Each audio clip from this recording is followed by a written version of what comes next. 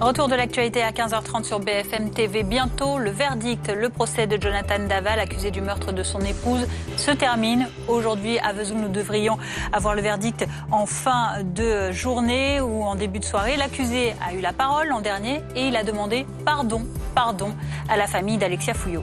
L'avocat général a requis la perpétuité à l'encontre de Jonathan Daval. Désormais, donc, les jurés et la cour sont en train de délibérer avant l'annonce du verdict. Nous retrouvons sur place dans un instant devant la cour de l'assise de Haute-Saône, Amélie Rosic. L'épidémie de Covid-19 avant la prise de parole d'Emmanuel Macron mardi soir, Jean Castex, et ce samedi à Dijon avec Olivier Véran. Les commerces et les lieux de culte vont pouvoir ouvrir autour du 1er décembre, mais pas les bars ni les restaurants, a déclaré le Premier ministre à la préfecture. Et puis l'article 24 très contesté du projet de loi sur la sécurité globale a été adopté hier soir à l'Assemblée nationale. Il prévoit de pénaliser la diffusion d'images de forces de l'ordre dans le but de leur nuire, mais sans préjudice du droit d'informer. Selon Gérald Darmanin, des manifestations ont lieu pour dénoncer un texte liberticide. Nous serons à Paris dans un instant avec Lisa Adef où il y a beaucoup de monde. Nous vivons donc les dernières heures de ce procès exceptionnel hors norme de Jonathan Daval. Le verdict devrait être délivré ce soir devant les assises de la Haute-Saône. L'avocat général a requis ce matin la réclusion criminelle à perpétuité à l'encontre de Jonathan Daval, auteur du meurtre de sa femme en octobre 2017. On va retrouver Amélie Rosic qui est à Vesoul pour BFM TV. Pardon, ce sont les derniers mots de Jonathan Daval, Amélie. Oui, et c'est toujours un moment très fort dans un procès d'assises, un moment qu'attendent évidemment les parties civiles et en l'occurrence les parents d'Alexia, Isabelle et Jean-Pierre Fouillot. Le président de la cour d'assises demande à l'accusé Jonathan Daval de se lever. Il lui demande s'il a quelque chose à dire, une dernière déclaration. À ce moment-là, Jonathan Daval regarde ses ex-beaux-parents dans les yeux et leur dit par 2 fois pardon, avant de se rasseoir. Un moment évidemment très fort et surtout ce sera les derniers mots que l'on entendra lors de ce procès qui aura duré 6 jours et pour lequel Jonathan Daval est poursuivi pour meurtre sur conjoint sur son épouse Alexia Fouillot. Vous l'avez dit, l'avocat général a requis à son encontre la peine maximale, la réclusion criminelle à perpétuité. Désormais, c'est au juré de déterminer cette peine, de déterminer d'abord la culpabilité ou non de Jonathan Daval et une peine juste et proportionnée qu'ils auront décidé en fonction de leur intime conviction. Amélie Rosic, vous le disiez, les jurés se sont donc retirés, ils vont délibérer. Quelles sont les prochaines étapes, ces prochaines heures justement jusqu'à cette délivrance du verdict ? Eh bien, les jurés, ils restent ensemble. Il y a 6 jurés populaires, 5 femmes et un homme. Il y aura aussi 3 magistrats professionnels qui seront avec eux. Et là, eh bien, écoutez, il s'agit de discussion. En fait, d'abord, discuter sur la culpabilité ou non de l'accusé qui est poursuivi, donc Jonathan Daval. Là-dessus, il y a très peu de doutes puisque Jonathan Daval a avoué avoir tué sa compagne. Il a même dit, oui, j'ai voulu la tuer. Donc, il a même avoué une intention criminelle. Ensuite, la vraie question, ça va être celle de la peine. Et à ce moment-là, eh bien, il y a discussion, tout simplement, entre les jurés. Un moment qui est complètement secret. D'ailleurs, les jurés jurent de ne pas en parler lorsqu'ils discutent entre eux de cela. Et puis, ils vont devoir déterminer une peine jusqu'à la réclusion criminelle à perpétuité. Mais ils sont libres de choisir leur peine et un vote à la majorité. Puis enfin, le verdict qui sera prononcé a priori en fin de journée. Amélie Rosic, donc devant la cour d'assises de Haute-Saône à Vesoul pour BFM TV. Isabelle Steyer est toujours avec nous en plateau, avocate pénaliste spécialiste des violences conjugales. Le fait qu'il y ait parmi ces jurés 5 femmes et un homme, ça peut être un moment important au moment de ces délibérations. Ah oui. On avait découvert ensemble sur votre plateau justement qu'il y avait 5 femmes et un homme, donc c'était pas un jury égalitaire. Effectivement, on va avoir une décision de femmes finalement, donc majoritairement féminine. Donc on va voir ce que dans une affaire où un mari a tué sa femme, ça peut jouer un rôle. Et évidemment, donc je ne sais pas s'ils ont été finalement choisis par défaut, n'ayant récusé les hommes. Par la défense ou par l'accusation, mais effectivement c'est quelque chose d'assez saillant. Et puis il y a peut-être autre chose, c'est que on a généralement dans ce type de dossier des peines peu élevé prononcé. C'est-à-dire que, je vois, par exemple, l'affaire Quentin, c'était 8 ans. Et pourtant, il avait tué Marie Trintignant, il avait laissé agoniser toute la nuit. Et là, peut-être que c'est le dossier où tout va basculer, où l'avocat général a peut-être requis la réclusion criminelle à perpétuité pour justement aller contre finalement cette application un petit peu genrée des textes de loi, et a voulu peut-être mettre le pas et marquer la position de l'État contre les violences faites aux femmes. C'est possible aussi. Mais on va cumuler un jury féminin et une posture nouvelle de la part de l'accusation. Et aussi, cette chose assez inédite, c'est que l'avocat général a repris la parole après les derniers mots de Jonathan Daval, ce qui n'est normalement pas autorisé. C'est la défense qui a les derniers mots. L'avocat général, pour revenir sur cette circonstance aggravante qui, selon lui, a déterminé son choix de réquisition pour cette peine à perpétuité. Oui, on peut penser que c'est une posture, d'ailleurs, au-delà du juridique, que c'est une posture politique, finalement, de politique judiciaire concernant les violences faites aux femmes, puisque on vient un an après la clôture du Grenelle, après de nouveaux textes de loi qui font en sorte que l'on renforce les textes contre les violences faites aux femmes. Donc, on peut penser que c'est une position de principe. D'ailleurs, je pense qu'il le dit clairement. Et donc, pour éviter que l'on bascule vers une circonstance aggravante qui joue comme finalement une circonstance atténuante, puisque tuer sa femme, généralement, n'entraîne pas les mêmes peines que tuer une tierce personne. Peut-être allons-nous vers ce nouveau chemin. Par rapport à l'expérience qui est la vôtre, est-ce que vous pensez que les réquisitions vont être suivies et qu'il y aura donc perpétuité? Alors, il est extrêmement difficile de savoir ce que pensent les jurés. Déjà, encore faut-il assister au procès pour sentir ce qu'il s'y déroule. Et on sent qu'il y a souvent des mouvements de balancier dans un procès. On le sent, on est avec l'accusé, on est avec la victime, on est avec l'accusé, on est avec la victime. Et ça, on le sent assez fortement dans une salle d'audience. Mais là, c'est extrêmement difficile dans la mesure où on n'y était pas. Et puis, le délibéré, c'est-à-dire des heures et des heures de discussion, font qu'on va prendre de la distance par rapport à une semaine d'émotion. Va-t-on prendre de la distance par rapport à son histoire personnelle ? C'est bien la question que je me pose. Et quelle histoire personnelle ont ces femmes et ces hommes dans ce huis clos, et qu'auront-ils à dire de ça? C'est vraiment une grande question très difficile à résoudre, parce que on est dans l'intime là aussi de la psyché, de l'histoire de chacun. Merci beaucoup Isabelle Steyer pour ces éclairages. Nous parlons à présent d'une autre actualité, celle liée au Covid-19 et ce pic de l'épidémie sans doute franchi. C'est en tout cas ce qu'affirment les autorités sanitaires. Illustration avec ces chiffres, une baisse de 40% de nouveaux cas la semaine du 2 au 8 novembre par rapport à la semaine précédente, et à l'hôpital également moins 13% de nouvelles hospitalisations sur cette même période. On en parle avec vous, Mehdi Mejdoubi, professeur de médecine, chef de pôle au centre hospitalier de Valenciennes. On voit ces chiffres qui sont plutôt très optimistes. Il y a également un espoir qui se porte de plus en plus sur les vaccins qui avancent partout dans le monde et qui sont en stade 3, mais dont on comprend bien que les autorités veulent accélérer un petit peu le mouvement pour les homologuer. Ces vaccins qu'on attend, mais dans le même temps, vous nous le disiez il y a un petit instant, la Direction générale de la santé annonce que les vaccins anti-grippe qui sont en pénurie, qu'on a du mal à trouver en pharmacie actuellement, vont pouvoir être mis sur le marché parce qu'on a pioché finalement dans les stocks de l'État. C'est bien ça? Oui, tout à fait. C'est une bonne conjonction? C'est une conjonction, en fait, c'est quasiment un entraînement par rapport à la vaccination qui va venir contre le Covid, puisqu'on a prévu cette année beaucoup plus de vaccinations contre la grippe, parce qu'on avait peur que les personnes âgées aient à la fois la grippe puis le Covid, et en plus les symptômes de la grippe auraient pu engendrer une confusion par rapport aux symptômes du Covid, donc ça aurait engendré une situation vraiment très difficile. Donc il y a eu un succès de la vaccination antigrippale qui n'a jamais été atteint, puisque maintenant les stocks initiaux délivrés dans les officines ont été épuisés en un mois et demi, et la demande existe encore, donc on va continuer à vacciner tout le mois de décembre les personnes qui le voudront, et en priorité les personnes vulnérables.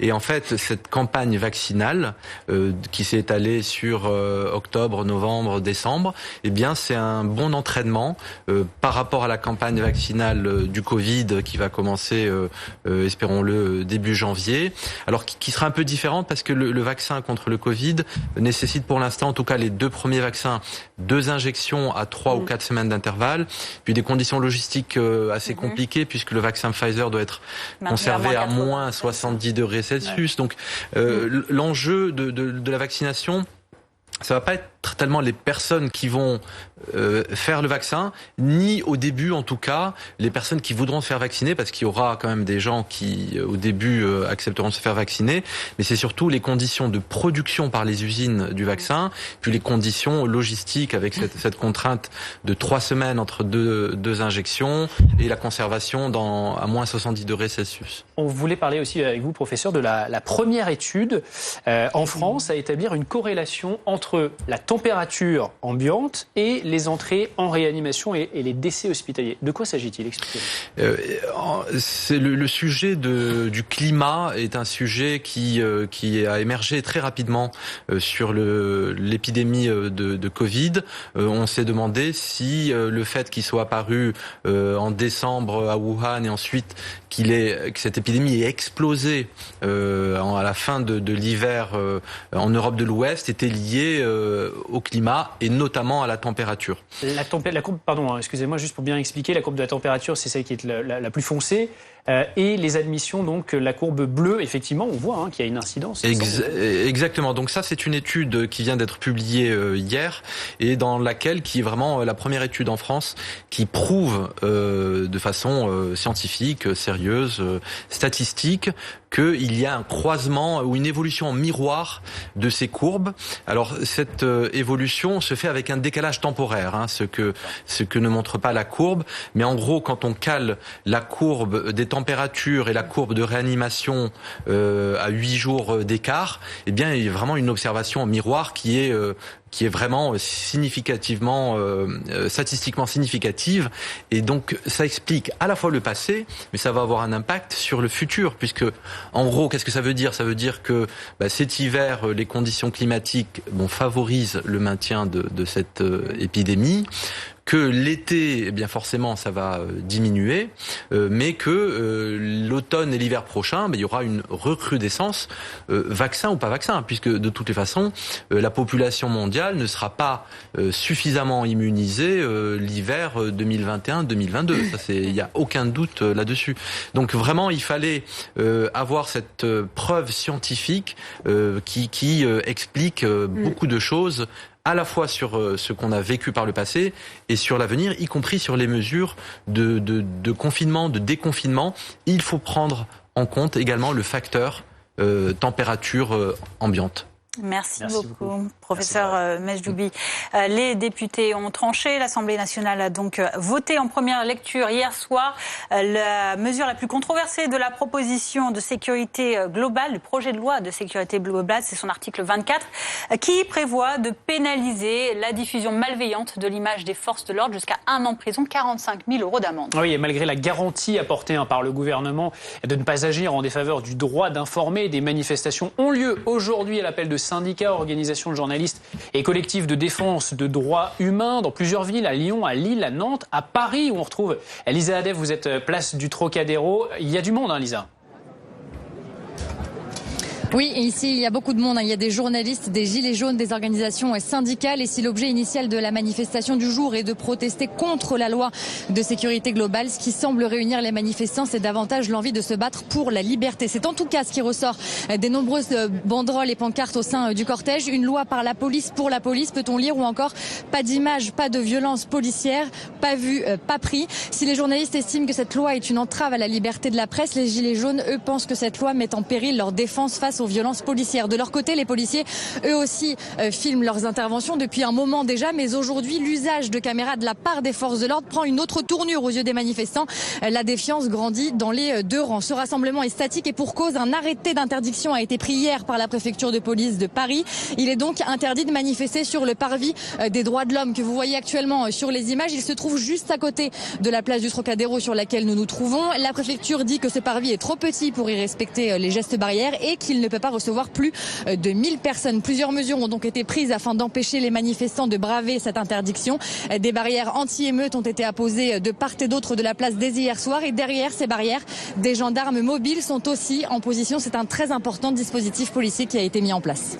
Merci pour ces précisions, Lisa Adef, en direct de la place du Trocadéro sur cette manifestation parisienne donc contre l'article 24 du projet de loi de sécurité globale. Restez avec nous, à suivre dans un instant sur BFM TV le verdict du procès de Jonathan Daval, attendu en fin de journée à Vesoul. La réclusion à perpétuité a été requise par l'avocat général.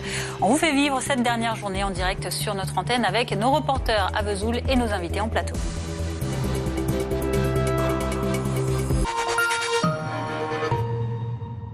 Votre moto vous manque, vous avez le blues. Moto Blues vous offre 10 secondes de bitume. Motoblues.com, équipement et accessoires moto. Apprenez un métier d'avenir. Changez de voie. Boostez votre carrière. Formez-vous maintenant chez Studi.fr, l'école 100% en ligne avec vos droits CPF ou en alternance. Et testez gratuitement nos 130 formations reconnues par l'État jusqu'à Bac+5. Rendez-vous vite sur Studi.fr. La proposition qui m'a été faite était très bien. Oui, on m'a proposé bien plus que j'espérais. Je suis vraiment content d'être passé par vendezvotrevoiture.fr. Entrez les informations sur votre voiture en ligne et recevez le prix de vente final. Pour vendre, déposez simplement votre voiture en agence. Rendez-vous sur www.vendezvotrevoiture.fr. Dans votre téléphone, il y a plein de choses qui comptent pour vous. Mais entre nous, il y en a aussi pas mal qui vous font perdre du temps, voire de l'argent. Avec Omax pour moi, jouez la carte de l'utile. Une carte à 0 € qui regroupe toutes les autres, avec le paiement XP, quelle que soit votre banque, des services et du cashback. C'est malin et 100% français. Téléchargez gratuitement Omax pour moi. Vous êtes des millions de commerçants, artisans, chefs d'entreprise, indépendants à compter sur nous chaque jour. Nous sommes 21 000 experts comptables et 130 000 collaborateurs à vos côtés, mobilisés au quotidien pour vous aider à passer ce cap difficile, préserver vos entreprises et l'emploi. Ensemble, restons mobilisés.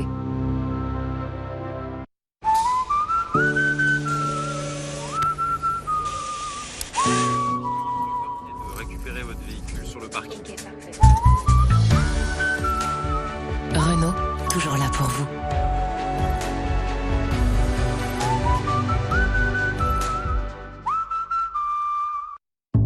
Savoir qu'on peut compter sur les autres. Qu'on est toujours là pour vous. Avoir confiance, toujours. Parce qu'on est plus qu'un numéro. Ces valeurs, ce sont les nôtres. Nous les partageons avec le Paris Saint-Germain et tous les membres American Express depuis plus de 170 ans. Retrouvez nos vidéos avec le Paris Saint-Germain sur americanexpress.fr/valeurs. Pour Noël, offrez-vous un monde de possibilités avec Ryobi One Plus. Pour réaliser vos projets de bricolage. Nettoyer votre jardin. Prendre soin de votre maison. Réalisez vos rêves à 4 € ou laissez votre créativité s'exprimer. Ryobi One Plus, une seule batterie pour plus de 100 outils. Et pour Noël, jusqu'à 40 € remboursés sur une sélection d'outils Ryobi.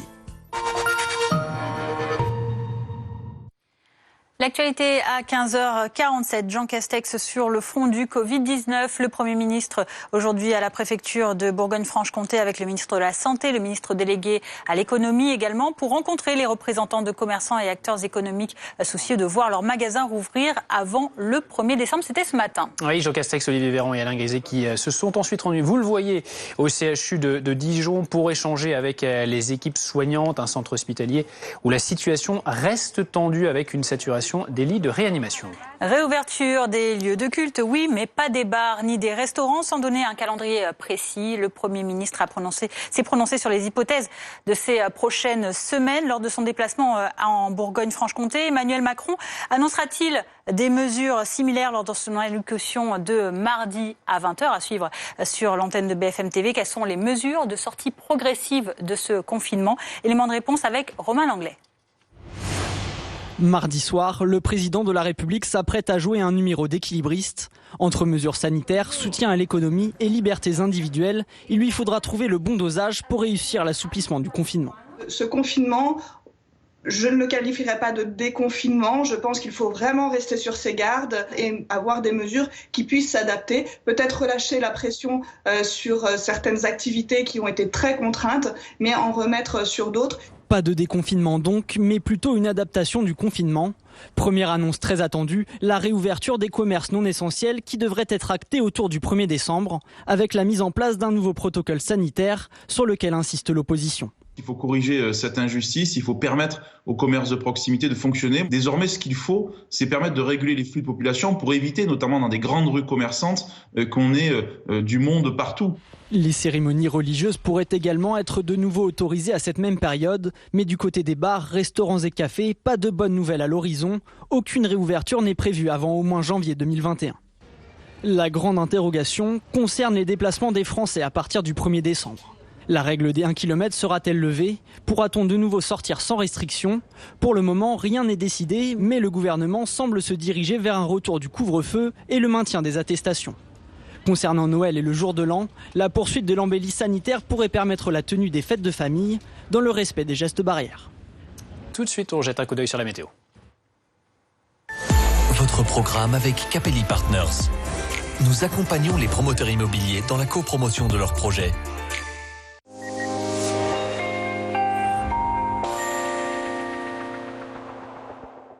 Un temps très calme ce samedi, ensoleillé sur de nombreuses régions, mais pas partout. Sur les régions du Nord, on conserve quand même beaucoup de grisailles et ce sera exactement le même type de temps demain, de la pointe bretonne jusque sur le nord de la Lorraine, de nombreux nuages, des précipitations de la pointe du Cotentin jusque sur les Hauts-de-France. Ailleurs sur les régions du Nord, un voile nuageux assez dense. Et puis sur les régions les plus au sud, après la dissipation dans les vallées de la Garonne, du Rhône, on retrouvera de belles éclaircies qui vont gagner du terrain dans le courant de l'après-midi. Mais malheureusement, sur les régions les plus au nord, vous conserverez ce ciel chargé avec encore quelques gouttes sur les Hauts-de-France. Un coup d'œil rapidement à vos températures, couvrez-vous avec de fréquentes gelées. On attend moins de degrés du côté d'Aurillac, moins 2 à Strasbourg également. Il fera 6 degrés à Paris. On attend jusqu'à 8 degrés à Lille et 10 degrés à Cherbourg. Et pour votre après-midi, des valeurs qui seront stationnaires sur le territoire français, jusqu'à 17 degrés encore à Biarritz, 11 degrés à Paris et 8 degrés seulement à Strasbourg pour la valeur la plus basse.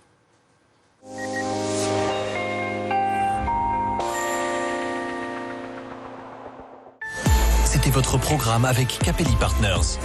Nous accompagnons les promoteurs immobiliers dans la copromotion de leurs projets.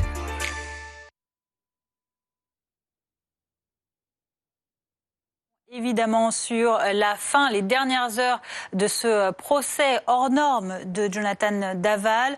Le verdict est attendu en fin de journée à la cour d'assises de Haute-Saône à Vesoul, où la réclusion à perpétuité a été requise par l'avocat général ce matin. On vous fait suivre toute cette dernière journée de délibération, puisque notamment les jurés se sont retirés pour délibérer avant qu'un verdict ne soit donc rendu en fin de journée.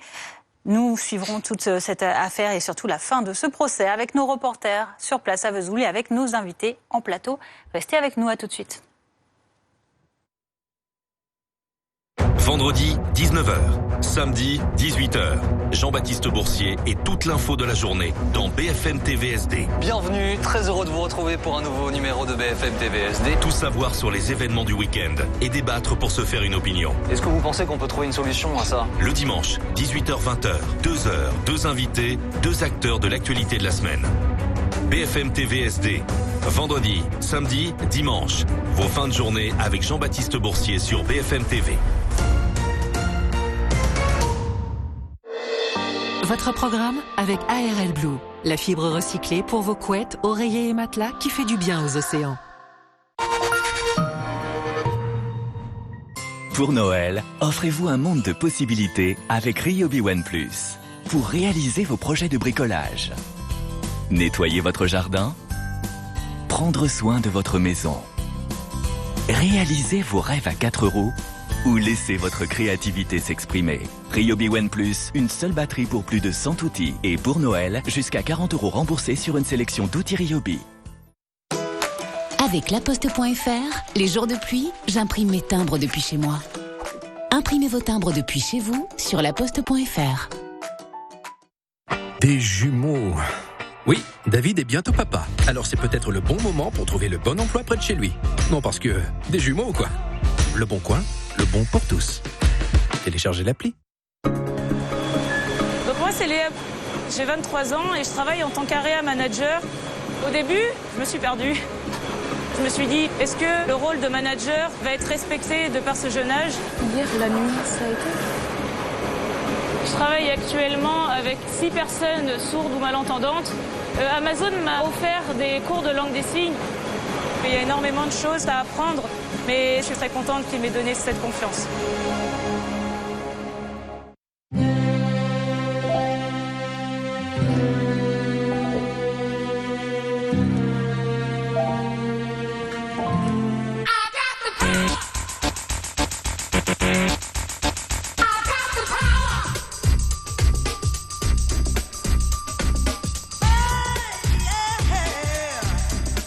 Avec Red, c'est facile de faire le bon choix. Une seule offre fibre, 23 € par mois, sans engagement. Red by SFR, c'est vert, c'est clair. A-t-on encore envie de placer son argent sans savoir comment il est placé? Choisir Maïf, c'est choisir d'agir pour l'emploi et l'environnement avec l'épargne responsable et solidaire. Maïf, assureur militant. Votre moto vous manque. Vous avez le blues. Moto Blues vous offre 10 secondes de bitume. Motoblues.com.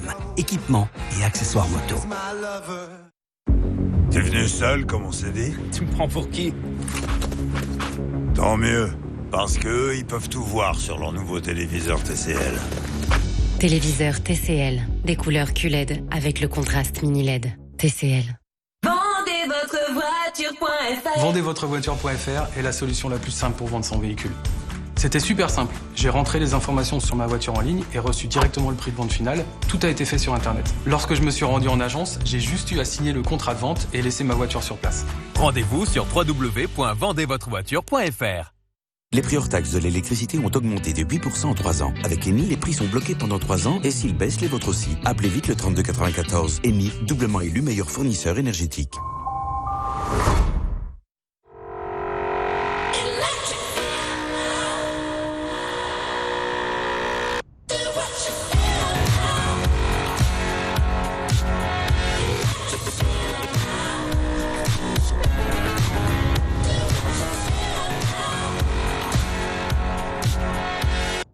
L'imposant mâle s'approche de la femelle pour s'accoupler. Allez, tiens le coup! Tu sais, les parents comptent sur toi pour vite changer de chaîne. Avec ça, tu vas pouvoir tenir jusqu'à la prochaine alerte. C'est bientôt l'heure de votre pause café. Partagez le plaisir d'un café en grains fraîchement moulu et laissez-vous porter par l'intensité d'un arôme unique. Du grain à la tasse, savourez le meilleur de l'expresso avec DeLonghi.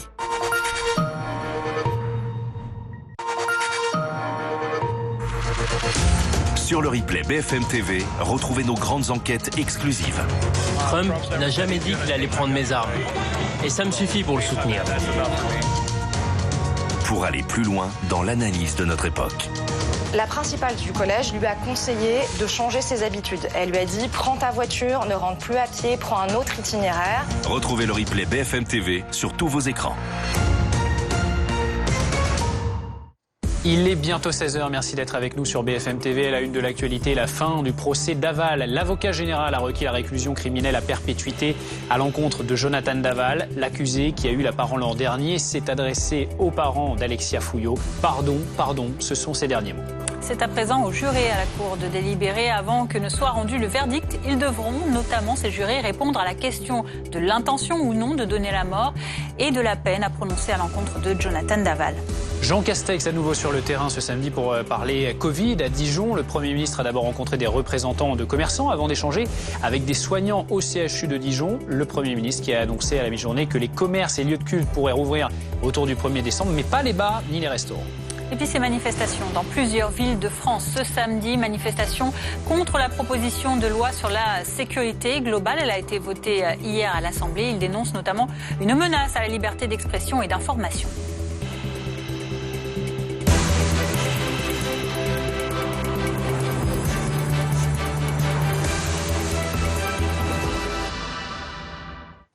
L'actualité principale de ce samedi, c'est donc la fin du procès de Jonathan Daval devant la cour d'assises de Haute-Saône.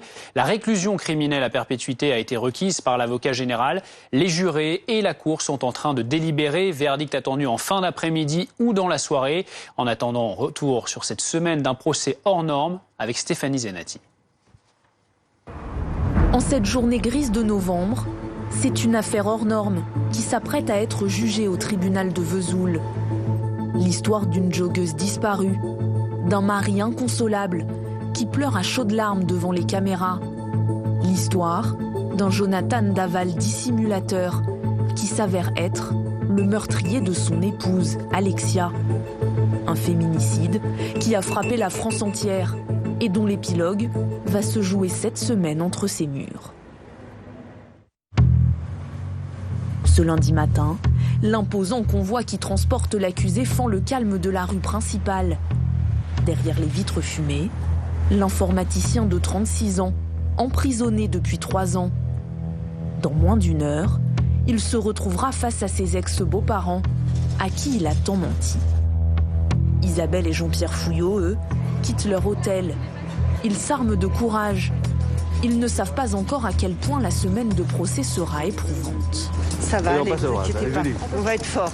On a entouré toute notre famille de nos avocats. Voilà. On est bien entourés. Bien entourés, donc ça va aller. C'est le principal. La famille d'Alexia se serre les coudes. À quelques minutes du début du procès, la tante de la jeune femme est combative, prête à revoir celui qui les a tous trompés. On n'a pas peur d'un assassin, ah non, il faut l'affronter. On n'est pas comme lui. À la reconstitution qu'il a demandé une cagoule pour pas nous affronter. Ah ben non, non, surtout pas. À l'ouverture de l'audience, le président de la cour d'assises s'adresse à l'accusé. Oubliez la médiatisation, regardez la cour et les jurés, ce sont eux qui vous jugeront. C'est ensuite la mère de Jonathan Daval, dans un fauteuil roulant car affaibli physiquement, qui témoigne. C'était un enfant très calme. Il vivait dans sa bulle. Il faut qu'il dise ce qu'il a à dire, et la vérité. Son fils reste impassible. Les détails macabres font plonger dans l'épouvante cette deuxième journée de procès. Le médecin légiste décrit les sévices subis par Alexia jusqu'à son dernier souffle. Alors qu'elle était encore vivante, son mari lui a asséné plusieurs coups particulièrement violents au visage, au point de la défigurer. Puis il l'a traînée au sol, avant de l'asphyxier pendant de longues minutes.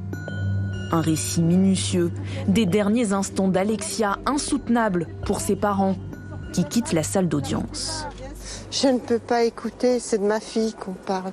On parle d'un corps déchiqueté, on parle d'un pied qui est enlevé, d'ongles retournés, amputé. C'est de ma fille, c'est d'un être humain qu'on parle. C'est pas d'un bout de viande. Je ne peux pas le supporter. On le sait qu'elle a été massacrée. On le sait qu'elle a été brûlée aux parties génitales, sur les coups de poing. Je n'ose pas imaginer ce qu'elle a pu subir en horreur. Pendant ce temps, Jonathan Daval, lui, se bouche les oreilles et se recroqueville dans son box, jusqu'à presque disparaître. Une attitude qui exaspère au plus haut point son ex-beau-frère. Il se cache, il n'affronte pas nos regards, il est dans une absence totale d'émotion vis-à-vis de tout ce qui est passé devant lui, y compris les photos d'Alexia brûlées. C'est tout ce que j'ai à relever, voilà. Et en aucun cas il n'a pleuré. Après l'aspect technique, le procès prend une tournure plus intime. Quelle était la personnalité d'Alexia ? Qui est vraiment Jonathan ? Quels étaient leurs problèmes de couple ? L'adjointe au maire qui avait célébré leur mariage en 2015 décrit une jeune femme très agréable. Gentille, pétillante, gaie, elle aimait la vie, elle aimait... Voilà, c'est pas une femme dominatrice, pas une castratrice, pas une personnalité écrasante comme je l'ai entendu quelquefois. Non, il n'y a rien de tout ça.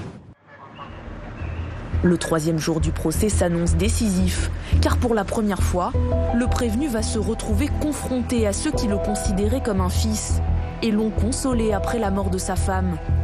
C'est devant eux qu'il avait fini par craquer et avouer. Les parents d'Alexia sont déterminés à le faire parler. Toute la journée, chacun leur tour, les membres de la famille Fouillot vont défiler à la barre pour rendre hommage à Alexia et tenter de comprendre l'innommable. J'ai dormi un peu, donc voilà, je suis prête. Vous avez préparé un texte ? J'ai préparé un texte, mais j'espère que ça viendra naturellement. Mais ça viendra naturellement. J'ai envie de parler naturellement. L'avocat de Jonathan dit que... des choses. L'avocat de Jonathan dit que vous seul pourrez lui faire dire la vérité. Il a raison. Il a raison. Vous pensez ? Il a raison. Oui. On verra bien, mais il a raison sûrement. Pourquoi ? Parce que jusqu'à présent, c'est elle qui l'a fait basculer à chaque fois. Cette journée, il la prépare depuis longtemps, quasiment 2 ans. Le premier à témoigner, c'est le père d'Alexia. Et malgré la mise au point du président de la cour d'assises pour rappeler que les parties civiles n'ont pas à s'adresser directement aux prévenus, il interroge Jonathan Daval. Pourquoi a-t-elle été assassinée ? Peut-être parce qu'elle voulait te quitter, Jonathan. Lui seul a les réponses. Entre colère et rancœur, la voix tremblante, le père d'Alexia revient sur ses relations avec son ex-gendre et sur ses 3 mois de mensonges. J'espère que la peine maximum te soit octroyée. Nous, on a pris perpétuité par rapport à notre avenir. Nous, on n'a plus d'avenir avec Alexia. Mais c'est la perpétuité qu'on a, c'est que jamais on la retrouvera un jour, mais on ne pourra pas lui parler à ce moment-là. Je me suis tourné vers lui. Mais Jonathan fuyait mon regard dans la seconde qui suivait. À chaque fois que j'avais des mots durs, entre parenthèses, mais qui ne sont pas des mots durs, qui sont les mots de la réalité, Jonathan baissait les yeux. Une attitude qu'il conserve encore lorsque son ex-belle-mère s'approche, car elle aussi l'interpelle. Sois un homme, dis juste la vérité. Isabelle Fouillot, qui depuis le début du procès, ne cesse de répéter qu'elle est là pour défendre la mémoire de sa fille. Alors face à la cour, elle décide de lire une carte de la Saint-Valentin, écrite par Alexia. Pendant quelques secondes, ce sont les mots de la jeune femme qui résonnent dans la salle d'audience. Mon Valentin, tu es mon amant, mon confident. Tu m'es indispensable. 3 mots peuvent résumer cela. Je t'aime. Si tu m'aimes, prends soin de moi. Un moment charnière, elle le sait, car pendant tout le temps où elle était à la barre, Isabelle Fouillot n'a cessé de fixer le box des accusés, de scruter la moindre réaction de Jonathan Daval. J'aurais aimé qu'il me regarde. Mais déjà, moi, de le regarder, c'était déjà quelque chose, parce que d'où on est assis, on ne le voit pas très bien. Donc là, je le voyais. Mais c'est vrai qu'il pleurait, quand je lui ai lu la lettre. Une émotion qui, elle l'espère, fera tout basculer, comme dans le bureau du juge au moment des aveux de son ex-gendre. C'est bien que vous ayez déposé tous les 4 sur le rôle et que maintenant il soit interrogé parce qu'il va être interrogé à chaud sur ce que vous avez dit. Et je pense que l'émotion que vous avez suscitée ne sera pas indifférente à son discours. Ouais, j'espère, on verra bien, c'est tout ce que je souhaite. C'était un moment que vous appréhendiez un peu, comment vous vous sentez maintenant que vous avez pu je suis soulagée. Je suis soulagée d'avoir témoigné, j'ai dit tout ce que je voulais. Juste le temps de souffler, car l'heure est venue d'entendre le prévenu. C'est le temps fort de la journée. Devant les jurés qui vont décider de son sort, pour la première fois, Jonathan Daval prend la parole. Et ses premiers mots sont pour la famille Fouillot, seule fois pendant son interrogatoire, où il va les regarder directement. Je voudrais d'abord faire des excuses. Mais ce n'est pas excusable ce que j'ai fait. Pour les proches d'Alexia, je leur ai enlevé leur fille dans un premier temps. Après, je leur ai menti. L'histoire du complot a détruit votre vie. J'ai menti aux gendarmes, aux médias, à la France. Donc oui, ce n'est pas pardonnable ce que j'ai fait. Mais je voulais quand même le dire. Un mea culpa, comme une sorte de passage obligé. Très amaigri, la voix blanche, l'accusé est ensuite interrogé sur la soirée où Alexia a été tuée. Son discours est haché, marqué de silence, ses réponses très courtes. Jonathan Daval tente de s'expliquer. Après la soirée raclette, elle me demande un rapport que je refuse. Ensuite, il y a des réflexions, ça part sur moi, sur mon comportement. Comme quoi je n'étais jamais là, distant. Comme à chaque fois, je veux fuir, partir de la maison, fuir le conflit. Là, une dispute a commencé, qui s'est terminée dans les escaliers, où je l'ai frappé, étranglé et tué. Des aveux à nouveau, mais le président de la Cour ne s'arrête pas là. Il souligne ses contradictions, s'agace et le pousse dans ses retranchements. Acculé, livide, Jonathan Daval s'effondre derrière la rambarde du box des accusés. Ce dessinateur était à quelques mètres de lui à ce moment-là. La situation de malaise est venue de manière un peu inattendue. Il était en train de s'exprimer devant le président et il n'entendait plus la question et il a demandé à ce qu'on lui répète la question et il a perdu le fil et très rapidement il a fallu qu'il s'assied. On lui a apporté à boire mais ça n'a pas suffi et il a été évacué. L'audience est suspendue. À la sortie, les parties civiles sont un peu désarçonnées, déçus par la tournure que vient de prendre la fin de cette journée. Moi j'en attends beaucoup plus. Oui, voilà. Ne parlons pas d'excuses, c'était pitoyable. Oui. C'était pitoyable. Il aurait mieux fait de ne rien dire. Moi je suis frustrée là. Voilà. Je suis frustrée. Une frustration qu'entend l'avocat de l'accusé, même s'il veut temporiser. Et je pense aussi qu'émotionnellement, la journée a été très dure. Des témoignages très forts, très signifiants. On a eu celui d'Isabelle Fouillot, qui n'ont pas du tout laissé indifférent, bien évidemment, de Jonathan Daval. Celui de Jean-Pierre Fouillot aussi a été absolument déterminant dans la journée. Et je pense qu'avec la fatigue, la chaleur, Jonathan fait 3 heures de route par jour. Aller-retour, c'est compliqué, il dort très peu. Ce qui peut expliquer ce malaise. Cette nuit-là, Jonathan Daval n'est pas transféré en prison. Il s'endort à l'hôpital de Vesoul. Sera-t-il le lendemain en état de témoigner? Dans ce local mis à disposition par la mairie de Vesoul, les proches d'Alexia Daval s'accordent un petit déjeuner. Épuisés, ils reprennent des forces avant d'affronter leur 4e journée de procès. On s'était beaucoup préparé à ce procès, mais on réalise que c'est pas un sprint, c'est un marathon. C'est vraiment éprouvant émotionnellement, mais c'est aussi très fatigant. Donc là, c'est vrai qu'il faut tenir le coup. Mais on reste très combatif. On est toujours dans le même état d'esprit que le début. On est là pour Alexia, on est là pour la vérité. Jonathan Daval va-t-il livrer davantage de détails ? Son malaise la veille à l'audience a coupé court à ses explications. Il faut qu'il aille au bout de la vérité. Et je pense que le malaise vagal, c'est parce qu'il n'y arrive pas.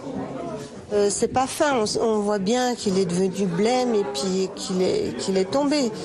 Ça montre qu'il est acculé par le juge et qu'il n'arrivait plus à assumer et puis que c'est le corps qui a parlé. Remis sur pied, Jonathan Daval arrive peu avant 9h au palais de justice. Dans la salle d'audience, les experts psychiatriques appelés à témoigner s'accordent sur un point. Sa personnalité est très immature. Il réagit comme un enfant. Avoir des relations sexuelles suivies, il ne peut pas. Et avoir un enfant, il ne peut pas. Il a une mentalité d'enfant et ne peut pas prendre des responsabilités d'adulte. Et quand il doit prendre des responsabilités, il fuit. C'est effectivement un petit garçon, c'était particulièrement sensible quand il était interrogé par son avocat. Du coup, il était en confiance. Là, je l'ai regardé. Il observait son avocat avec une espèce de tendresse désespérée. Il était vraiment le regard fixement tourné vers lui. Et j'ai pensé, c'est subjectif, mais c'est un petit garçon, Jonathan Daval. Et c'est ce qui ressortait beaucoup. Un petit garçon, quelqu'un toujours en retrait, quelqu'un de dominé. Mais quelqu'un, on l'a aussi dit ce matin, les experts l'ont aussi dit ce matin, qui pouvait avoir des accès, qui pouvait accumuler toute sa frustration et qui pouvait la faire exploser en un éclair de violence. Pour le psychologue, 2 personnages s'affrontent en lui. Un homme effacé et soumis, face à un autre, dominant. Son ex-belle-famille en est persuadée. Jonathan Daval joue toujours un double jeu. Jonathan ne dit pas toute la vérité. Pourquoi ? c'est parce qu'il veut encore garder cette emprise sur nous. C'est ce qui le fait exister. On est toujours manipulé. Les 3 mois, on est encore manipulé là. C'est exactement ça. Quand vient son tour de parler, Jonathan Daval reste sur la même ligne de défense. Son impuissance face aux sollicitations répétées d'Alexia pour avoir un enfant a provoqué un effet cocotte-minute. Ce soir-là, elle veut une relation sexuelle, mais je savais que j'allais pas pouvoir faire l'acte. C'était humiliant. Elle voulait que je reste, me retenir. Elle a tenté de me reprendre mes clés. On s'est poussé brusquement. Elle m'a mordu le bras. J'ai pété un câble, ça m'a mis hors de moi. L'effet cocotte-minute, ça m'a fait déborder. Je lui ai poussé plusieurs fois la tête contre le mur avant de lui asséner des coups assez violents. Pour la première fois, il reconnaît avoir eu l'intention de la tuer. Je lui ai donné des coups de poing, je me rends pas compte du temps que ça a duré. J'avais de la colère, de toutes ces années, d'où l'étranglement, pour qu'elle se taise. Je l'ai saisie par le cou. J'ai serré, mais quand j'ai senti qu'elle s'affaissait, j'ai relâché. Puis, Jonathan explique comment il a tenté de camoufler le meurtre. Quand on met le feu à un corps, c'est pour effacer les traces. Aussitôt que le feu a pris, je suis parti. C'est dégueulasse. Jonathan pleure. Quand le président de la cour lui demande pourquoi l'entrejambe d'Alexia était carbonisée, il répond « J'ai pas visé les zones. C'est peut-être les branches. » Des explications insuffisantes selon la défense, qui pointent du doigt des incohérences. Il va dire j'ai serré jusqu'à ce qu'elle s'affaisse. Non, c'est impossible ça. On sait que le médecin légiste a dit hier qu'elle s'est affaissée forcément au bout de quelques secondes. Elle a perdu connaissance au bout de quelques secondes, mais il a quand même tenu 4 minutes. L'avocat de Jonathan, lui, préfère souligner que son client a coopéré. Il reconnaît les faits, il a expliqué au mieux de ce qu'il pouvait faire, ce qui s'était passé dans une cour d'assises, comme on peut le faire. C'est très difficile. Il a essayé de tout dire. Je crois qu'il a tout dit. Maintenant, on l'écoute, on ne l'écoute pas. On veut une vérité qui existe ou qui n'existe pas. Il n'en a pas d'autre. Pourtant, la famille d'Alexia est convaincue que le mystère est entier. Il reste une ultime chance de le faire parler. Au 5e jour du procès, à la barre, Isabelle Fouillot, la mère d'Alexia. Elle se tourne vers Jonathan Daval, debout dans son box, et les yeux dans les yeux, elle s'adresse à lui d'une voix douce. Tu avais peur qu'Alexia te quitte ? S'il te plaît, lâche-toi, c'est la dernière fois qu'on se voit, qu'on se parle. J'ai besoin de savoir. Comme une mère qui sermonne un enfant, elle l'enjoint à dire la vérité. Ne me dis pas que tu l'as tué pour quelques mots. C'était une dispute. Tout est ressorti en moi, ces années de colère, de reproches. C'était quoi la finalité de la tuer ? Qu'elle se taise. Après un long silence, Jonathan Daval poursuit. Je suis désolé pour tout. C'est si peu. J'attends mieux, Jonathan, s'il te plaît. Je ne peux rien dire de plus. Et Isabelle Fouillot de conclure, d'un ton glacial. Je te souhaite un bon séjour en prison. Adieu. Dépitée, la mère d'Alexia l'a compris. Jonathan Daval ne reviendra pas sur sa version, celle d'une dispute qui a dégénéré. Pour l'accusation, des questions restent en suspens. Ce soir-là, Alexia lui a-t-elle annoncé qu'elle le quittait, une décision qu'il n'aurait pas supportée. Autre interrogation, avait-il prémédité son geste ? Il faut que je me résigne à pas savoir vraiment ce qui s'est passé. Je l'ai trouvé, depuis le début du procès, stoïque, emmuré, c'est tout. Il faut que je fasse, j'arrête de me torturer l'esprit, je n'aurai pas la vérité. Pour ses avocats, les explications de Jonathan Daval sont claires et cohérentes. Les parties civiles refusent simplement d'entendre la vérité. Jonathan donne ses explications sur des choses dont il n'avait peut-être jamais mis certains mots, et on n'est pas content, on nous dit c'est pas cela qu'on attend. À un moment, qu'est-ce qu'on attend de ce procès? C'est la vérité ou la vérité qu'on a envie d'entendre? Ce vendredi, la mère de Jonathan Daval a elle aussi pris la parole. Présente tout au long du procès, elle l'a observé. Elle le trouve malheureux et triste. Une mère qui ne doute pas de la sincérité de son fils. Oui, il dit la vérité. À moins que je me trompe, mais pour moi, il dit la vérité. Vous avez un doute quand même? Non, j'ai pas de doute, moi. Oh là là, non. Il n'y a pas d'excuse. Mais je suis une maman, je serai toujours avec mon mari, les frères et sœurs, on sera toujours présents pour lui. Un fils dont la personnalité a été longuement disséquée. Un caméléon, selon les psychiatres, qui, lorsqu'il est interrogé, joue la carte de la repentance. Ma vie s'est arrêtée ce soir-là. Je ne me suis jamais projeté sur la durée de la peine. Peu importe. Je dois payer pour les actes que j'ai commis. Pour ce meurtre sur conjoint, Jonathan Daval encourt la réclusion criminelle à perpétuité. 16h20 sur BFM TV à suivre le verdict donc de ce procès. Jonathan Daval, il est attendu en fin de journée à Vesoul. La réclusion à perpétuité a été requise par l'avocat général. On vous fait vivre cette dernière journée, ces dernières heures avant le verdict en direct sur notre antenne avec nos reporters à Vesoul et nos invités en plateau. À tout de suite.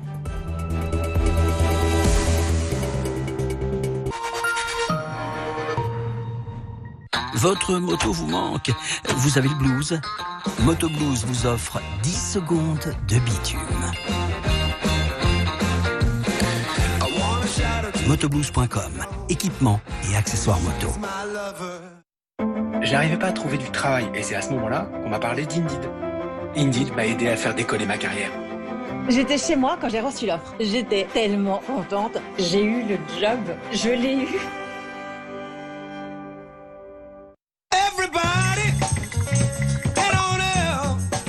And do your stuff. Did you hear what I say? I said everybody get on up and do your stuff. You better get up. Take the road. Arrêtez de payer votre gaz trop cher. Dites stop et bénéficiez de moins 15% sur le prix de votre gaz. Appelez vite le 32 94. Eni, doublement élu meilleur fournisseur énergétique. Mes verres Varilux font plus que corriger ma vue. Découvrez le verre ultime qui offre une vision précise à toutes les distances et qui s'adapte aussi au changement de luminosité. Varilux et Transition sont réunis dans un même verre pour vous faire vivre une expérience ultime de vision. Profitez maintenant de la garantie satisfait ou échangé. Voir plus, vivre plus. Essilor, dispositif médical. À la Matmut, quand on est bon conducteur, ils vont au-delà du bonus 50. Ils vont jusqu'à 65%. Et en plus, Matmut s'engage à ne pas augmenter ses tarifs auto jusqu'à fin 2021. J'adore. Matmut, ma valeur sûre.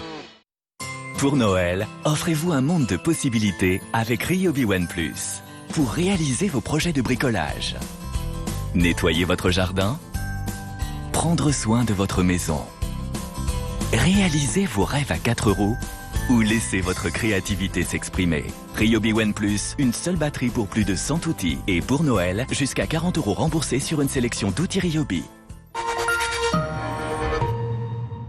Lorsque vous êtes constipé, vous avez différentes solutions pour résoudre le problème. Choisissez une solution rapide et prévisible. Microlax vous libère de la constipation occasionnelle en 5 à 20 minutes. Avec Microlax, choisissez un soulagement rapide et efficace. Tout médicament peut exposer à des risques, parlez-en à votre pharmacien. Avec laposte.fr, les jours de pluie, j'imprime mes timbres depuis chez moi. Imprimez vos timbres depuis chez vous sur laposte.fr. Pour les entreprises qui continuent de recruter, les jeunes diplômés qui cherchent un premier emploi et les cadres qui pensent à leur évolution professionnelle, l'APEC est là. Plus que jamais mobilisé à vos côtés, à distance et dans les centres APEC. Rendez-vous sur apec.fr. APEC, nous rencontrer, c'est avancer. Avec mes problèmes d'audition, je n'osais plus sortir. J'avais du mal à m'intégrer aux discussions. Je me sentais devenir invisible. Alors je suis allé chez Audica. Et un expert m'a proposé des aides auditives 100% invisibles pour que moi, je ne le sois plus. Venez essayer nos aides auditives exclusives dans le respect des gestes barrières. Parce que votre santé est une priorité, Audica reste ouvert pendant le confinement. Appelez le 3220 et dites Audica. Dispositif médical. Prenez soin de vous. Audica. Every morning at 4:30, you hear the cooks hop on the floor. It's hard times in the mill, my love, hard times in the mill. Every morning right at 6, don't that old bell make you sick? Hard times in the mill, my love, hard times.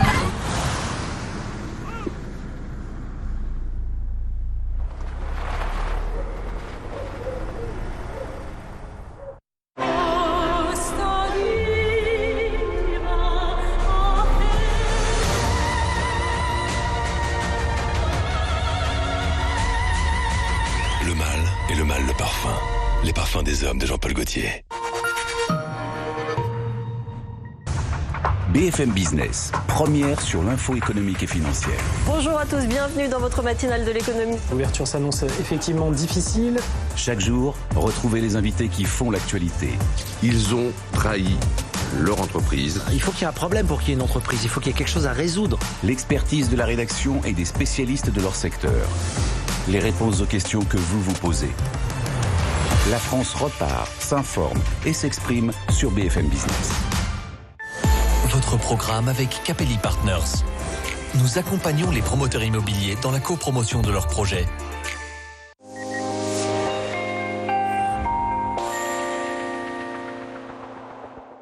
Et le temps reste très calme avec ces conditions anticycloniques toujours sur le pays tout au long de ce week-end. Alors des conditions anticycloniques mais pas forcément du soleil pour tout le monde. On va conserver à peu près le même type de temps que ce samedi, à savoir ces nuages qui vont rester nombreux de la pointe bretonne jusque sur le nord de la Lorraine. Quelques précipitations sont attendues sur la pointe du Cotentin, sur les Hauts-de-France. Ailleurs, sur la moitié nord, un voile de nuages qui sera localement quand même assez dense. Et puis sur les régions du sud, vous profiterez d'une belle matinée ensoleillée. Alors il faudra quand même attendre la dissipation des brouillards dans les vallées de la Garonne, vallée du Rhône. Le vent sera sensible également aux extrémités de la Corse. Dans le courant de l'après-midi, peu d'évolution. Toujours ces nuages qui restent bien accrochés sur les régions les plus au nord. Encore une petite précipitation possible sur les Hauts-de-France, mais les éclaircies quand même qui gagnent du terrain sur la moitié nord, même si ailleurs le ciel restera voilé sur les autres régions de la moitié nord. Les températures, couvrez-vous en matinée, à nouveau des gelées, moins 2 degrés à Strasbourg, à Aurillac, moins 2 à Dijon, à Auxerre, il fera moins 1 sur la région Rhône-Alpes. On attend 0 à Bourges ou encore à Nancy.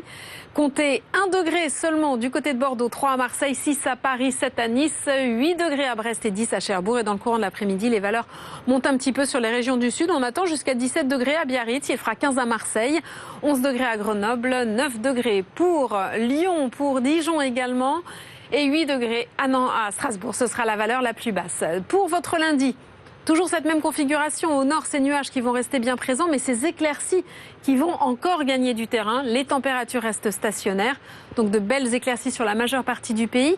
Mardi, un léger voile nuageux va s'installer sur les régions de l'ouest. On aura quelques passages nuageux sur le pourtour méditerranéen. Pas de changement côté température. Mercredi, ce voile nuageux va rester en place sur la moitié ouest. Et puis, on a cette petite dégradation qui arrive avec des entrées maritimes poussées par le vent d'OTAN sur le sud du Massif central, le Languedoc-Roussillon.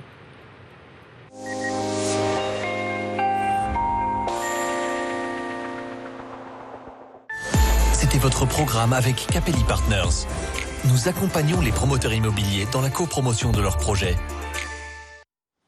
La suite de l'actualité sur BFM TV, il est bientôt 16h30. Bientôt le dénouement. Le procès de Jonathan Daval, accusé du meurtre de son épouse, se termine aujourd'hui à Vesoul. L'accusé a eu la parole. En dernier, il a demandé pardon à la famille d'Alexia Fouillot. Le verdict est attendu en fin de journée. Et c'est à présent au jury et à la cour de délibérer avant que ne soit rendu ce verdict. Ils devront notamment répondre à la question de l'intention ou non de donner la mort et de la peine à prononcer à l'encontre de Jonathan Daval. L'avocat général a requis la prison à perpétuité. L'épidémie de Covid-19. Avant la prise de parole d'Emmanuel Macron mardi soir, Jean Castex était ce samedi à Dijon avec notamment Olivier Véran. Les commerces et les lieux de culte vont rouvrir autour du 1er décembre, mais pas les bars ni les restaurants. C'est ce qu'a déclaré le Premier ministre à la préfecture. candidature. Et puis l'article 24, très contesté du projet de loi sur la sécurité globale, a été adopté hier soir à l'Assemblée nationale. Il prévoit de pénaliser la diffusion d'images de forces de l'ordre dans le but de leur nuire, mais sans préjudice du droit d'informer, affirme Gérald Darmanin. Les manifestations ont lieu pour dénoncer un texte liberticide, images en direct, notamment à Paris, où nous rejoindrons dans un instant Lisa Adef. Nous vivons donc les dernières heures du procès de Jonathan Daval. Le verdict devrait être délivré ce soir devant les assises de la Haute-Saône. L'avocat général a requis ce matin la réclusion criminelle à perpétuité à l'encontre du meurtrier de sa femme, Alexia, en octobre 2017. Pardon, ce sont les derniers mots de Jonathan Daval. Amélie Rosic à Vesoul revient sur ses déclarations après les plaidoiries de la défense.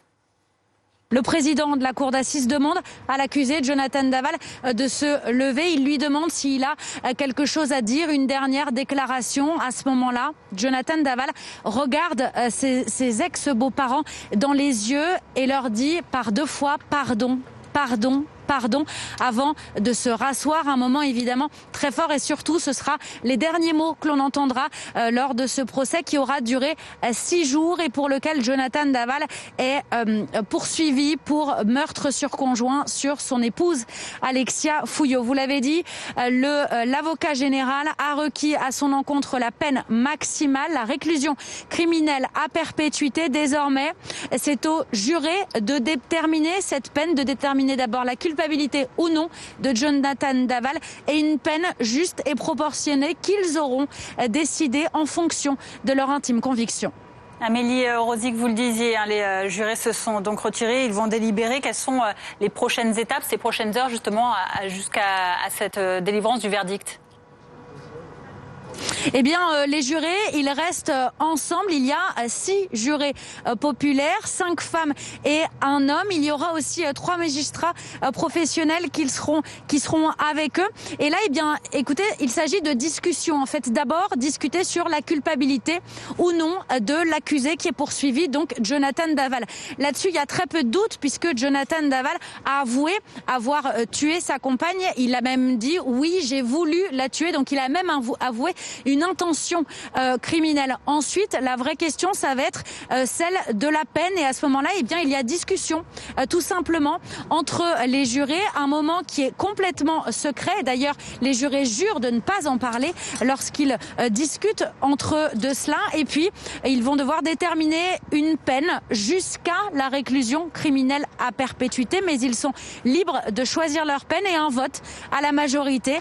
Puis enfin, le verdict qui sera prononcé a priori en fin de journée. Et on continue à parler de la fin de ce procès avec nos invités en plateau. Jean-Yves Leborgne, bonjour, merci d'être avec nous. Vous êtes avocat pénaliste au barreau de Paris et également Ilana Wasserstein, vous êtes psychologue clinicienne. Merci d'être sur le plateau de BFM TV. Tout d'abord, maître, concernant les réquisitions de l'avocat général, la perpétuité, c'est logique selon vous ? Écoutez, il est toujours difficile de prendre la place d'un acteur du procès et de critiquer ce qu'il fait ou ce qu'il propose. Mais mon sentiment, c'est que les réquisitions de perpétuité sont un peu démesurées dans cette affaire. Et qu'au fond, si elles sont démesurées par rapport à l'acte criminel dont la réalité n'est pas discutée, l'accusé l'ayant reconnu, elles sont en revanche proportionnées à l'écho médiatique. Et ça, c'est une question qui, indépendamment de la peine qui, dans quelques minutes ou quelques heures, sera décidée et prononcée par la cour d'assises de Vesoul, est un vrai problème. Faut-il que la peine soit proportionnée à l'émotion populaire, à l'écho médiatique ? En lisant la presse, je découvrais qu'il y a en ce moment, ailleurs, un procès sur un double parricide, ce qui n'est quand même pas rien. Bon, eh bien, de quoi parle-t-on ? Uniquement du procès de Jonathan Daval. Et cela pose la question de savoir, alors, je veux bien croire que l'avocat général est en son âme et conscience considéré que la perpétuité pouvait être requise. Ça me paraît quand même, compte tenu des circonstances, une sorte d'élévation dans le niveau de la peine normalement attendue Et je pense que la cause peut en être l'importance du procès. L'importance d'un procès, c'est-à-dire son écho médiatique, ne fait pas l'importance de la gravité criminologique. On est dans une affaire grave. D'ailleurs, à la cour d'assises, on est toujours dans une affaire grave. Mais la perpétuité, c'est, je dirais, lorsqu'il n'y a aucune excuse, lorsqu'il n'y a aucune possibilité de comprendre, lorsque l'on a affaire à des gens qu'on assimile un peu à des monstres, dont on se dit que s'ils sortent un jour de prison, ce sera une catastrophe et un danger considérable. Peut-on avoir cette pensée en l'espèce ? Alors, vous pensez en tout cas que l'avocat général a prononcé ce réquisitoire à la mesure de l'écho médiatique de cette affaire. Pourtant, il s'en défend, il dénonce même l'action des médias dans ce domaine. Ilana Wasserstein, je vais y arriver. Les parties civiles dans ce procès attendaient beaucoup de choses. Ils attendaient notamment un moment de vérité. Est-ce qu'on peut dire qu'on l'a atteint, ce moment de vérité ? En fait, au niveau de la vérité, on voulait savoir quel était véritablement son mobile, à savoir, est-ce que Jonathan avait accumulé, je dirais, une certaine colère, et à un moment donné, il s'est défoulé, il s'est libéré sur Alexia, ou alors est-ce qu'il avait un autre secret qu'il avait enfoui, comme par exemple une blessure d'humiliation, qui à un moment donné a ressurgi. Et en fait, on n'a pas vraiment la réponse. Voilà, il nous dit qu'il y a eu une dispute et qu'à un moment donné, voilà, il a tout lâché. Mais le mobile véritablement de pourquoi il l'a tué. Je dirais que c'est peut-être pas le mobile dont il s'agit, c'est la cause. Alors, les mobiles sont parfois des causes, mais il peut y avoir des causes qui ne sont pas des mobiles. C'est-à-dire que le mobile, c'est le but poursuivi.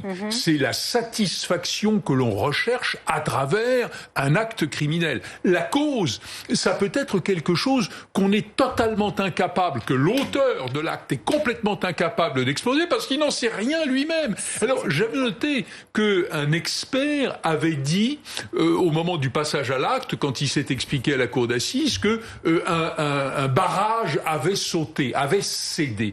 Quand on est dans cette hypothèse d'une submersion, c'est la même image que celle du barrage, qui emporte un homme, on ne peut pas lui demander mais comment expliquez-vous que vous avez fait le geste que l'on vous reproche ? Puisque quelque part, il n'en sait rien. Alors, comme vous le disiez, madame, qu'il y ait eu des frustrations, des blessures, une accumulation. On l'a dit aussi, que c'était un homme qui ne disait rien, qui accumulait, et qui un jour, en quelque sorte, explose. Mais l'explosion, elle a comme caractéristique de ne pas être prévue, comme toutes les explosions, et d'être quelque chose qui est une manière de s'échapper à soi-même, si l'on peut dire, de telle sorte que on est quand même dans une affaire particulière et bien sûr, non seulement la morale, mais la maîtrise de soi, qui fait partie de la morale, impose qu'on ne se laisse pas aller aux submersions de cette nature. Mais quand on a affaire à une situation de ce genre, on est à l'évidence loin de l'acte criminel sordide, de celui qui prend plaisir, du tueur en série, de ceux pour qui c'est pardon de ce mot affreux, mais on en connaît, et les noms nous viennent tous à l'esprit, pour qui c'est une sorte de hobby. Là, on est dans quelque chose de complètement différent. Vous restez avec nous, bien évidemment, on va continuer à parler dans une petite dizaine de minutes de la fin de ce procès. Verdict, on le rappelle, attendu dans ce procès d'aval en fin de journée, dans la soirée. On rappelle que l'avocat général a requis la perpétuité à l'encontre de Jonathan Naval. On y revient, c'est bien sûr l'une des actualités principales de ce samedi. On parle aussi de ce pic de l'épidémie qui est sans doute franchi selon les autorités sanitaires et Santé publique France. Illustration avec cette baisse de 40% de nouveaux cas la semaine du 2 au 8 novembre par rapport à la semaine précédente, et à l'hôpital, moins 13% de nouvelles hospitalisations sur la même période. On en parle avec vous, Rafik Masmoudi. Bonjour, merci d'être avec nous aujourd'hui, médecin urgentiste à l'hôpital européen Georges Pompidou à Paris. Ce pic de l'épidémie qui peut être franchi selon les autorités, ces améliorations notables à l'hôpital notamment, est-ce que c'est bon? On peut estimer qu'on est plus ou moins sorti d'affaire? Bon, les indicateurs sont au vert, parce que le taux d'hospitalisation baisse en conventionnel, le taux d'hospitalisation en réanimation baisse. Vous l'observez à Pompidou, à Paris? Tout à fait, on l'observe, en tout cas en région Île-de-France, on l'observe, à l'hôpital où je travaille, on l'observe. Le taux de contamination baisse, mais les choses qui sont un peu encore au rouge, c'est que Ces taux de contamination, il faut savoir qu'ils vont donner des hospitalisations dans 14 jours. On est encore à 20 000 cas de contamination par jour. Et l'hôpital est toujours sous tension, surtout dans certaines régions, comme le Rhône-Alpes, Auvergne, où même à l'hôpital où je travaille, on a moins d'un patient qui arrive, mais le service de réanimation et le service d'hospitalisation, on a pris une centaine de patients. Donc quand même, on est à 30 à 40% de déprogrammation. Donc il faut qu'on arrive à sortir ces patients-là pour pouvoir accueillir les non-Covid. Et donc la situation, c'est pour ça, je pense que c'est bien de lâcher un peu, mais d'une manière très progressive. Justement, j'allais vous poser la question, parce qu'Emmanuel Macron va s'exprimer un mardi soir à 20h, sera à suivre en direct sur BFM TV. Comment trouver le bon dosage, justement, pour un confinement allégé en termes de calendrier, de mesures annoncées? Qu'est-ce que doit faire le président, selon vous? La seule chose que je vais dire, bon courage déjà, mais parce que ça va pas être évident pour lui. En tout cas, toutes les solutions qu'il va proposer, ils vont être critiquées, quelle que soit la décision qu'il va prendre. Mais moi, la seule chose que je peux dire, c'est qu'il faut trouver un ajustement pour pouvoir pallier cette crise sanitaire avec le risque économique et surtout social et psychologique qu'on est en train de vivre actuellement. Et c'est vrai que ce déconfinement, il faut qu'on le fasse d'une manière progressive. Je pense que l'ouverture des magasins de proximité, moi je suis content parce que ça devient à la mode. Avant on n'y pensait pas, mais maintenant on y pense, c'est parfait. Je pense qu'il faut le faire d'une manière progressive, mais le maître mot, c'est la responsabilité individuelle. Moi, je dirais plus, c'est un confinement individuel. Si je respectais les mesures barrières et le port de masque, et je pense que on pourrait se déconfiner d'une manière progressive, mais à une certaine responsabilité individuelle et collective. Encore faut-il que les Français s'y plient, effectivement. Merci, Dr Masmoudi. On vous retrouve dans un instant, évidemment, pour continuer à parler de cette thématique sanitaire. L'actualité, c'est également ces députés. Ils ont tranché à l'Assemblée nationale hier soir et voté la mesure plus controversée de la proposition de loi de sécurité globale. C'est l'article 24 qui pénalise notamment la diffusion malveillante de l'image des forces de l'ordre jusqu'à 1 an de prison et 45 000 € d'amende. On va retrouver Lisa Adef. Il y a beaucoup de manifestations aujourd'hui partout en France, mais notamment à Paris, vous le voyez, place du Trocadéro. Lisa Adef, vous suivez cette manifestation parisienne. Il y a pas mal de monde aujourd'hui, Lisa. Oui, il y a beaucoup de monde ici, des journalistes, des gilets jaunes et des organisations syndicales. Tous sont ici pour protester contre la loi de sécurité globale et surtout pour la liberté de la presse pour les uns, la liberté de se mouvoir et de se défendre des violences policières pour les autres. La place est clairement scindée en deux cortèges presque distincts. D'abord, il y a les journalistes, des cinéastes, des infographistes, tous âges confondus et tous inquiets de ne pas pouvoir exercer leur profession en toute liberté. Ils ont le sentiment de vivre une entrave à leur liberté d'informer et de montrer. C'est en tout cas ce qui ressort des nombreuses pancartes et banderoles au sein du cortège et des discours de ceux avec qui nous avons pu discuter. Pas d'image, pas de violence policière ou encore pas vu, pas pris. Et il y a ensuite les gilets jaunes. Eux pensent que cette loi met en péril leur défense face aux violences policières. Au cœur de la controverse, quoi qu'il en soit, c'est cet article 24 de la proposition de loi largement soutenu par les syndicats de police et décrié parce que c'est dans ce genre de manifestation que gilets jaunes et journalistes jugent essentiel le droit de filmer les forces de l'ordre. Et si vous voyez sur les images que la foule ne monte pas sur le parvis du Trocadéro, eh bien c'est parce que ce parvis des droits de l'homme qui fait face à la Tour Eiffel a été totalement interdit d'accès. Un arrêté d'interdiction a été pris hier par la préfecture de police de Paris. Le rassemblement est donc statique et les premiers manifestants sont arrivés il y a plus de 4 heures maintenant. Merci pour ces précisions, Lisa Adef, en direct depuis la place du Trocadéro avec Philippe Vigneault. Et puis il y a également ces réactions politiques sur cette loi de sécurité globale. Tout d'abord, le ministre de l'Intérieur, Gérald Darmanin, qui assure par ce tweet garantir qu'il n'agit pas en défaveur du droit d'informer. En aucun cas, il n'est prévu d'accréditer ou d'autoriser un journaliste à couvrir une manifestation. Et on voit ensuite réaction de Jean-Luc Mélenchon qui, au sujet de cette manifestation parisienne, dit au Trocadéro, notre cause s'appelle Liberté, son adversaire est la loi liberticide de Macron, le leader de la France insoumise qui appelle à la résistance. Restez avec nous sur BFM TV. Dans un instant, la suite et la fin du procès Daval. Le verdict est attendu aux alentours de 17h10. C'est ce qu'on a appris il y a quelques instants. La réclusion criminelle à perpétuité a été requise par l'avocat général à l'encontre de Jonathan Daval. On vous fait vivre ces dernières heures, cette dernière journée en direct sur BFM TV avec tous nos reporters et nos invités en plateau. À tout de suite. BFM Business, première sur l'info économique et financière. Bonjour à tous, bienvenue dans votre matinale de l'économie. L'ouverture s'annonce effectivement difficile. Chaque jour, retrouvez les invités qui font l'actualité. Ils ont trahi leur entreprise. Il faut qu'il y ait un problème pour qu'il y ait une entreprise, il faut qu'il y ait quelque chose à résoudre. L'expertise de la rédaction et des spécialistes de leur secteur. Les réponses aux questions que vous vous posez. La France repart, s'informe et s'exprime sur BFM Business. Votre moto vous manque, vous avez le blues. Moto Blues vous offre 10 secondes de bitume. Motoblues.com, équipement et accessoires moto. Et la salle de bain, bien dans son jus, comme je vous disais. Je m'y vois déjà. Oui, je comprends.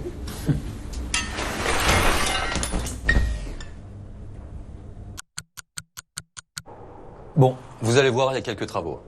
Mais vous pouvez faire appel à mesdépanneurs.fr, les yeux fermés. On y va ? Réparer, rénover, les yeux fermés. Mesdépanneurs.fr, une solution NJ. Avec laposte.fr, les jours de pluie, j'imprime mes timbres depuis chez moi. Imprimez vos timbres depuis chez vous sur laposte.fr. Pour les entreprises qui continuent de recruter, les jeunes diplômés qui cherchent un premier emploi et les cadres qui pensent à leur évolution professionnelle, l'APEC est là. Plus que jamais mobilisé à vos côtés, à distance et dans les centres APEC. Rendez-vous sur apec.fr. APEC, nous rencontrer, c'est avancer. À la Matmut, quand on est bon conducteur, ils vont au-delà du bonus 50. Ils vont jusqu'à 65%. Et en plus, Matmut s'engage à ne pas augmenter ses tarifs auto jusqu'à fin 2021. J'adore. Matmut, ma valeur sûre.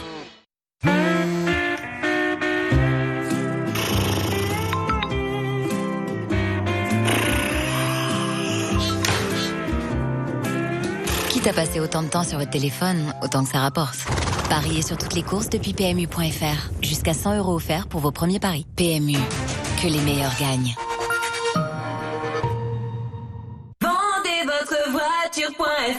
La proposition qui m'a été faite était très bien. Oui, on m'a proposé bien plus que j'espérais. Je suis vraiment content d'être passé par vendezvotrevoiture.fr. Entrez les informations sur votre voiture en ligne et recevez le prix de vente final. Pour vendre, déposez simplement votre voiture en agence. Rendez-vous sur www.vendezvotrevoiture.fr. Nous sommes une énergie qui participe à la lutte contre le réchauffement climatique. Une énergie produite et stockée à partir de la terre, du vent et du soleil. Une énergie produite localement et consommée partout en France. Une énergie créatrice de nouvelles activités et de nouvelles technologies. Une énergie produite à partir de nos déchets. Nous sommes les gaz renouvelables. L'énergie de tous les possibles.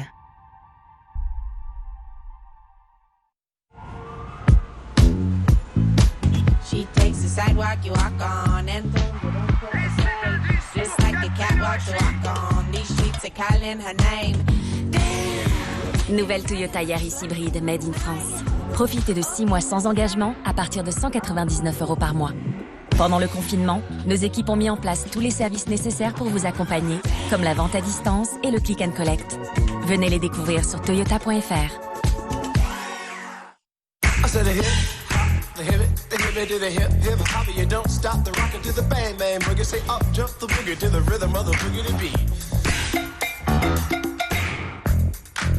One Million, parfum pour homme de Paco Rabanne.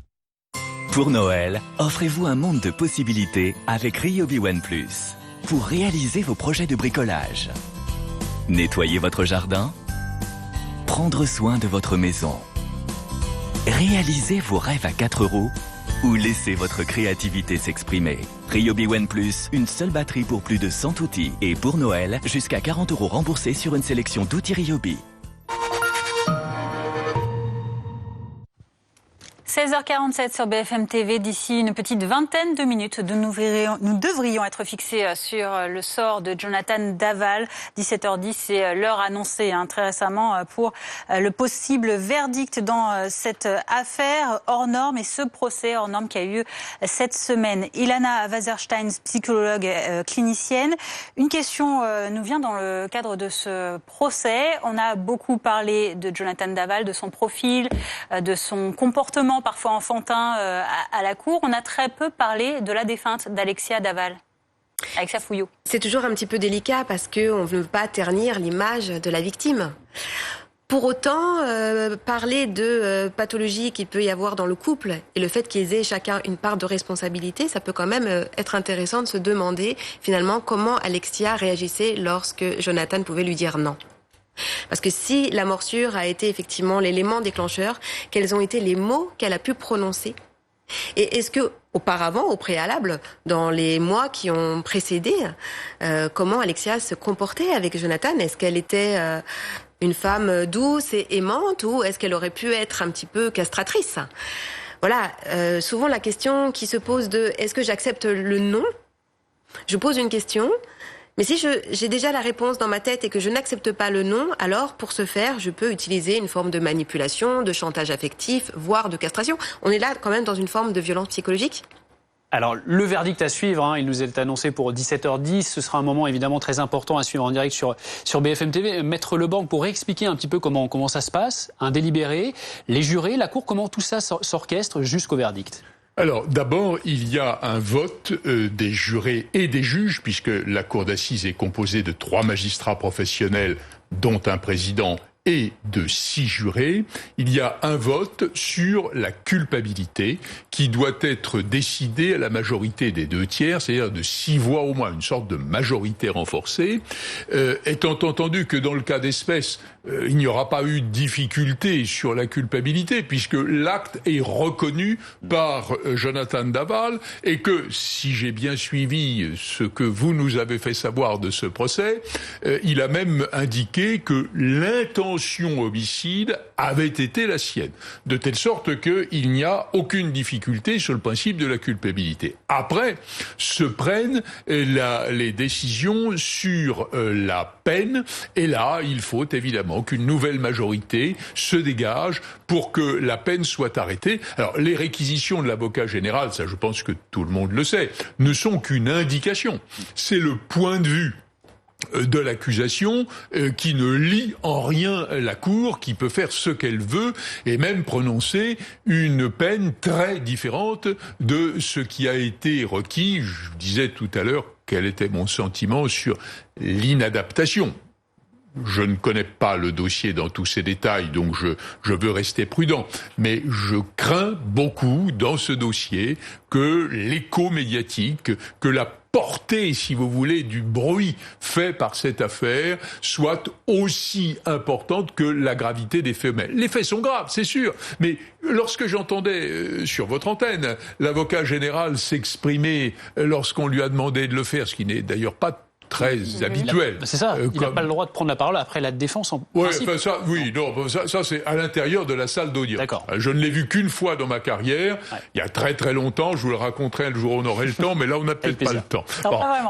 En réalité, le fait que l'avocat général reprenne la parole est impossible, en tout cas si c'est lui qui a la parole en ligne, à l'intérieur de la salle d'audience, dans le cadre du procès. Merci. Après, à l'extérieur, c'est inhabituel, mais c'est envisageable. Un procès en tout cas hors norme qui explique peut-être ces pratiques. Merci Maître Leborgne, merci également à Ilana Wasserstein. Vous restez évidemment sur ce plateau puisque dans quelques instants on revient donc sur ce procès, sur le verdict attendu aux alentours de 17h10 du procès Jonathan Daval à Vesoul, réclusion à perpétuité requise par l'avocat général. On va suivre cette dernière ligne droite, ces dernières minutes avec Ronald Guintrange dans un instant que vous retrouvez donc dans 7 jours BFM. Bon après-midi sur notre antenne.